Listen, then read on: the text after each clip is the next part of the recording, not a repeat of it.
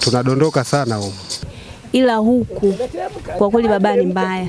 Muda mwingine tunateza na bajaji tunaanguka, zinatumwaga. Mabonde ni mengi, maji yamekata barabara, kwa shock zinakatika. Hizi ni sehemu ya kilomita 421 ya barabara za ndani ya jiji la Mbeya zilizosajiliwa na wakala wa barabara za mijini na vijijini TARURA, zikiunganisha mitaa mbalimbali ya jiji hili, lakini hali yake imeendelea kuwa ni mateso kwa wananchi, zikiwaacha na majeraha kupitia ajali mbalimbali kwa sababu ya barabara. Si kama mnavyoiona. Tunadondoka sana huko. Ila huku kwa kweli barabara ni mbaya. Muda mwingine tunateza na bajaji tunaanguka, zinatumwaga. Kama inawezekana serikali tusaidie. Tukumbuke barabara, watuwekee hata changalawe na mitalo. Kwa sababu hii barabara inafikia hatua tunaanza sisi wenyewe kusema maendeleo, tunaanza kuchimba mitalo wenyewe, sijui kufikia.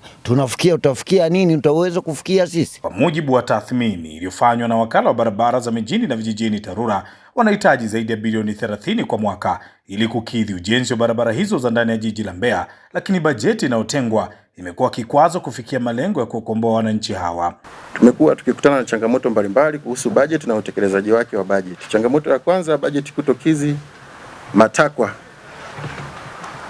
matakwa ya wananchi pamoja na viongozi. Tumefanya mahesabu, bajeti ambayo inakizi matengenezo ya barabara zote kwa maana ya jiji la Mbeya, tulitakiwa tu tunapata bajeti ya bilioni 30 kila mwaka, lakini bajeti yetu ni bilioni 7.2 kwa mwaka. Tuna ujenzi holela wa nyumba makazi jiji la Mbeya, hivyo kupelekea changamoto za namna ya kutoa maji kwenye barabara zetu. Kuna baadhi unataka kujenga mtaro, unashindwa kwa kuyapeleka maji. Makazi yamejengwa mpaka kwenye barabara. Madiwani wa jiji la Mbeya wakiongozwa na spika mstaafu wa bunge la Tanzania Daktari Tulia Ackson wanaeleza hali ya barabara za jiji, huku mstahiki meya wa jiji hili Dr. Mohamed Isa akipiga marufuku utoaji wa vibali vya magari makubwa kuingia mjini kwa kuwa yamekuwa sehemu ya uharibifu wa barabara.